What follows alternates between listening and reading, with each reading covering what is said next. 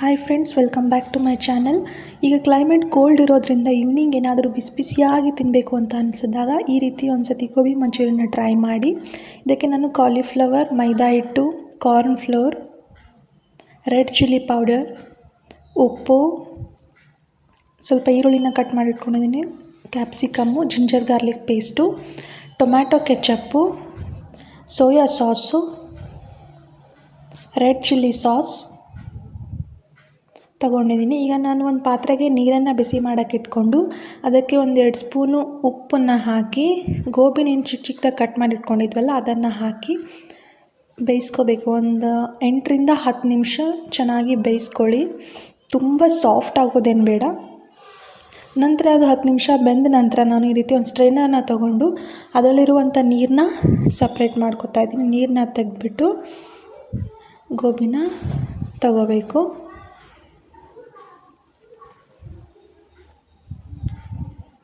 ತುಂಬ ಚೆನ್ನಾಗಿ ಬರುತ್ತೆ. ಒಂದು ಜೊತೆ ಟ್ರೈ ಮಾಡಿ ನೋಡಿ. ಹೊರಗಡೆ ತಿನ್ನೋದ್ರಿಂದ ಅಷ್ಟು ಹೆಲ್ದಿಯಾಗಿರೋದಿಲ್ಲ, ಮನೆಯಲ್ಲೇ ಮಾಡ್ಕೊಂಡು ತಿನ್ನಿ. ಈಗ ನೀರನ್ನು ತೆಗೆದ ನಂತರ ಅದನ್ನು ಒಂದು ಪಾತ್ರೆಗೆ ಹಾಕ್ಕೋತಾ ಇದ್ದೀನಿ. ಹಾಕ್ಕೊಂಡು ಅದಕ್ಕೆ ನಾನು ಒಂದು ಅರ್ಧ ಬಟ್ಲಷ್ಟು ಮೈದಾ ಹಿಟ್ಟನ್ನ ಹಾಕ್ಕೋತಾ ಇದ್ದೀನಿ. ಮೊದಲು ಒಂದು ಅರ್ಧ ಬಟ್ಲಷ್ಟು ಹಾಕ್ಕೊಳ್ಳಿ, ಆಮೇಲೆ ನಿಮಗೆ ಕಡಿಮೆ ಅನಿಸಿದರೆ ಮತ್ತೆ ಎಕ್ಸ್ಟ್ರಾ ಹಾಕ್ಕೋಬೋದು. ನಂತರ ನಾನು ಇದಕ್ಕೆ ಕಾರ್ನ್ ಫ್ಲೋರ್ನ ಹಾಕ್ತಾಯಿದ್ದೀನಿ. ಕಾರ್ನ್ ಫ್ಲೋರು ಒಂದು ಅರ್ಧ ಬಟ್ಲನ್ನ ಹಾಕ್ಕೋತಾ ಇದ್ದೀನಿ.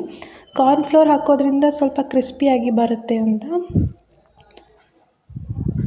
ಕಾರ್ನ್ ಫ್ಲೋರ್ನ ಹಾಕ್ಕೊಂಡು ನಂತರ ಇದಕ್ಕೆ ನಾನು ರೆಡ್ ಚಿಲ್ಲಿ ಪೌಡರ್ನ ಹಾಕ್ತಾಯಿದ್ದೀನಿ.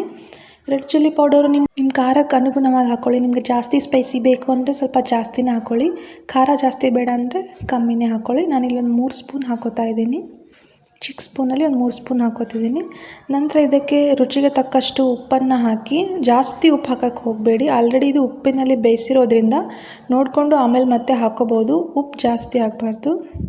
ಇದನ್ನು ಮೊದಲು ಒಂದು ಸತಿ ನಾನು ಹೀಗೆ ಡ್ರೈ ಮಿಕ್ಸೇ ಮಾಡ್ಕೋತೀನಿ ಸ್ಪೂನಿಂದ, ಎಲ್ಲ ಗೋಬಿಗೂ ಫ್ಲೋರ್ ಅಂಟ್ಕೊಳ್ಳಿ ಅಂತ. ನೀಟಾಗಿ ಮೊದಲು ಇದನ್ನು ಡ್ರೈ ಮಿಕ್ಸೇ ಮಾಡ್ಕೊಳ್ಳಿ ಚೆನ್ನಾಗಿ. ತುಂಬ ಚೆನ್ನಾಗಿ ಬರುತ್ತೆ. ಹೊರಗಡೆ ಹೋಗಿ ಅಲ್ಲಿ ಯಾವುದ್ಯಾವುದೋ ಆಯಿಲಲ್ಲಿ ತಿನ್ನೋದಕ್ಕಿಂತ ಮಕ್ಕಳ ಹೆಲ್ತು ಕೂಡ ಹಾಳಾಗುತ್ತೆ. ಅದಕ್ಕೆ ನೀವು ಮನೆಯಲ್ಲೇ ಒಂದು ಸತಿ ಟ್ರೈ ಮಾಡ್ಕೊತೀನಿ, ತುಂಬ ಚೆನ್ನಾಗಿ ಬರುತ್ತೆ. ಇದಕ್ಕೆ ನಾನು ಸ್ವಲ್ಪನೇ ನೀರು ಹಾಕ್ಕೊಂಡು ಚಿಮ್ಸ್ಕೊಂಡು ನೀರನ್ನು ಮಿಕ್ಸ್ ಮಾಡ್ಕೊತಿದ್ದೀನಿ. ಒಮ್ಮೆ ಜಾಸ್ತಿ ನೀರನ್ನು ಹಾಕೋಕ್ಕೆ ಹೋಗಬೇಡಿ. ಸ್ವಲ್ಪನೇ ನೀರು ಹಾಕ್ಕೊಂಡ್ಬಿಟ್ಟು ಚೆನ್ನಾಗಿ ಇದನ್ನು ಕಲಿಸ್ಕೊಳ್ಳಿ. ಸ್ವಲ್ಪನೇ ನೀರು ಹಾಕ್ಕೊತಾ ಇದ್ದೀನಿ, ಅಷ್ಟೇ ಹಾಕ್ಕೊಂಡು ಚೆನ್ನಾಗಿ ಇದನ್ನು ಮಿಕ್ಸ್ ಆಗೋ ರೀತಿ ಚೆನ್ನಾಗಿ ಕಲಿಸ್ಕೊಂಡು ನಾನು ಹಾಗೆ ಸೈಡಲ್ಲಿ ಎಣ್ಣೆನ ಬಿಸಿ ಮಾಡೋಕ್ಕೆ ಇಟ್ಕೊಂಡಿದ್ದೆ.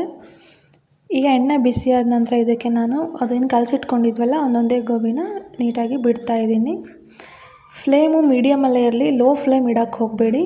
ಮೀಡಿಯಮಲ್ಲೇ ಫ್ಲೇಮ್ ಇಟ್ಕೊಂಡು ಇದನ್ನು ಫ್ರೈ ಮಾಡ್ಕೊಳ್ಳಿ. ಬಬಲ್ಸ್ ಕಮ್ಮಿ ಆದ ನಂತರ ಅದು ಬೆಂದಿದೆ ಅಂತ ಅರ್ಥ. ಇದನ್ನು ಒಂದು ಸತಿ ತೆಗೆದಿಟ್ಕೊಂಡಿರ್ತೀನಿ.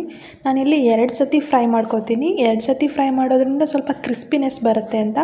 ಈಗ ಮೊದಲು ಫ್ರೈ ಮಾಡಿ ಇಟ್ಕೊಂಡಿದ್ವಲ್ಲ ಅದನ್ನು ಮತ್ತೆ ವಾಪಸ್ ನಾನು ಈಗ 2ನೇ ಸಲ ಫ್ರೈ ಮಾಡ್ತಾಯಿದ್ದೀನಿ. ಈಗ ಸ್ವಲ್ಪ ಮೀಡಿಯಮ್ ಟು ಹೈ ಫ್ಲೇಮಲ್ಲೇ ಇರಲಿ ಇದು, ಅಂದರೆ ಸ್ವಲ್ಪ ಕ್ರಿಸ್ಪಿಯಾಗಿ ಬರುತ್ತೆ. ಲೋ ಫ್ಲೇಮಲ್ಲಿ ಇಟ್ಟರೆ ಮತ್ತೆ ಮೆತ್ತಗಾಗುತ್ತೆ. ಸೊ ಇದು ಕ್ರಿಸ್ಪಿಯಾಗಿ ಬರೋದಕ್ಕೆ ನಾವೀಗ ಮೀಡಿಯಮ್ ಟು ಹೈ ಫ್ಲೇಮಲ್ಲೇ ಇಟ್ಕೊಂಡು ಇದನ್ನು ಚೆನ್ನಾಗಿ ಫ್ರೈ ಮಾಡ್ಕೊಳ್ಳಿ. 2 ಸತಿ ಫ್ರೈ ಮಾಡಿದ್ಮೇಲೆ ನಮಗೆ ಈ ರೀತಿಯಾಗಿ ಗೋಬಿ ಸಿಗುತ್ತೆ. ಈಗ ಇದಕ್ಕೆ ಮಸಾಲ ರೆಡಿ ಮಾಡ್ಕೊಳ್ಳೋಣ.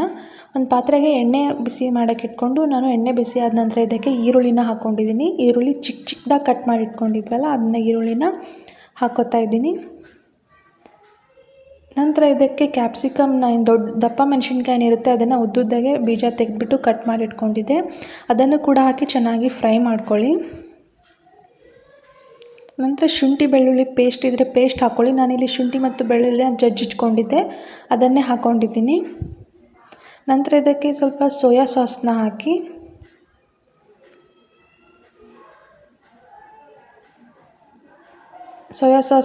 ನಂತರ ರೆಡ್ ಚಿಲ್ಲಿ ಸಾಸ್ನ ಹಾಕಿ ಮತ್ತು ಟೊಮ್ಯಾಟೊ ಕೆಚಪ್ನ 3 ಹಾಕ್ತಾ ಇದ್ದೀನಿ ನಾನು. 3 ಸಾಸ್ನ ಹಾಕಿ ಚೆನ್ನಾಗಿ ಇದನ್ನು ಮಿಕ್ಸ್ ಮಾಡ್ಕೊಳ್ಳಿ. ಈರುಳ್ಳಿ ಜೊತೆ ಎಲ್ಲ ಚೆನ್ನಾಗಿ ಮಿಕ್ಸ್ ಆಗಬೇಕಿದು. ಚೆನ್ನಾಗಿ ಮಿಕ್ಸ್ ಮಾಡ್ಕೊಳ್ಳಿ. ಈಗ ಮಿಕ್ಸ್ ಆದ ನಂತರ ಇದು ಗ್ರೇವಿ ಸ್ವಲ್ಪ ತೆಳ್ಳಗಿರುತ್ತೆ ಅಂತ ನಾನು ಗಟ್ಟಿ ಆಗೋದಕ್ಕೆ ಇಲ್ಲಿ ಕಾರ್ನ್ ಫ್ಲೋರ್ ತೊಗೊಂಡಿದ್ದೀನಿ. ಕಾರ್ನ್ ಫ್ಲೋರ್ಗೆ ಸ್ವಲ್ಪ ನೀರನ್ನು ಹಾಕಿಬಿಟ್ಟು ಇದನ್ನು ಚೆನ್ನಾಗಿ ಮಿಕ್ಸ್ ಮಾಡ್ಕೊಳ್ಳಿ. ಒಂದು ಗಂಟಿಲ್ಲದೆ ಇರೋ ರೀತಿ ಮಿಕ್ಸ್ ಮಾಡಿಕೊಂಡು ಇದನ್ನು ಏನು ಇಲ್ಲಿ ಮಸಾಲ ಇರುತ್ತಲ್ಲ ಅದಕ್ಕೆ ಕಾರ್ನ್ ಫ್ಲೋರ್ನ ಹಾಕ್ತಾಯಿದ್ದೀನಿ. ಈ ಕಾರ್ನ್ ಫ್ಲೋರ್ ಹಾಕೋದ್ರಿಂದ ಗ್ರೇವಿ ಸ್ವಲ್ಪ ತಿಕ್ಕಾಗಿ ಬರುತ್ತೆ. ಆಗ ಗೋಬಿ ಮಂಚೂರಿಗೆ ಒಳ್ಳೆ ಫ್ಲೇವರ್ ಕೊಡುತ್ತೆ. ಇದನ್ನು ಚೆನ್ನಾಗಿ ಬಾಡಿಸ್ಕೊಂಡ ನಂತರ ಈ ರೀತಿ ಗ್ರೇವಿ ರೆಡಿ ಆಗುತ್ತೆ. ಇದಕ್ಕೆ ನಾನು ಕರೆದಿಟ್ಕೊಂಡಿದ್ನಲ್ಲ ಮಂಚೂರಿ ಅದನ್ನು ಹಾಕ್ಕೋತಾ ಇದ್ದೀನಿ. ಹಾಕ್ಕೊಂಡು ಇದನ್ನು ಚೆನ್ನಾಗಿ ಎಲ್ಲ ಗೋಬಿಗೆ ಸೇರ್ಕೊಳ್ಳೋಕ್ಕೆ ಚೆನ್ನಾಗಿ ಇದನ್ನು ಮಿಕ್ಸ್ ಮಾಡ್ಕೊಳ್ಳಿ. ಚೆನ್ನಾಗಿ ಮಿಕ್ಸ್ ಮಾಡ್ಕೊಳ್ಳಿ. ತುಂಬ ಚೆನ್ನಾಗಿ ಬರುತ್ತೆ. ಟ್ರೈ ಮಾಡಿ ನೋಡಿ. ಹೊರಗಡೆ ತಿನ್ನೋದಕ್ಕಿಂತ ಮನೆಯಲ್ಲಿ ತುಂಬ ಹೆಲ್ದಿಯಾಗಿ ಹೈಜೆನಿಕ್ಕಾಗಿ ನಾವೇ ಮಾಡ್ಕೊಂಡು ತಿನ್ನೋದ್ರಿಂದ ತುಂಬ ಚೆನ್ನಾಗಿ ಅನಿಸುತ್ತೆ. ಎಲ್ಲರೂ ಇಷ್ಟಪಟ್ಟು ತಿಂತಾರೆ ಮನೆಯಲ್ಲಿ. ಒಂದು ಸತಿ ಟ್ರೈ ಮಾಡಿ ನೋಡಿ ಹೇಗಿತ್ತು ಅಂತ ನನಗೆ ಕಮೆಂಟ್ ಮಾಡಿ ತಿಳಿಸಿ. ಹೀಗೆ ನನಗೆ ಸಪೋರ್ಟ್ ಮಾಡ್ತಾಯಿರಿ. ನನ್ನ ಯೂಟ್ಯೂಬ್ ಚಾನಲ್ನ ಸಬ್ಸ್ಕ್ರೈಬ್ ಮಾಡ್ಕೊಳ್ಳೋದನ್ನು ಮರಿಬೇಡಿ. Thank you for watching.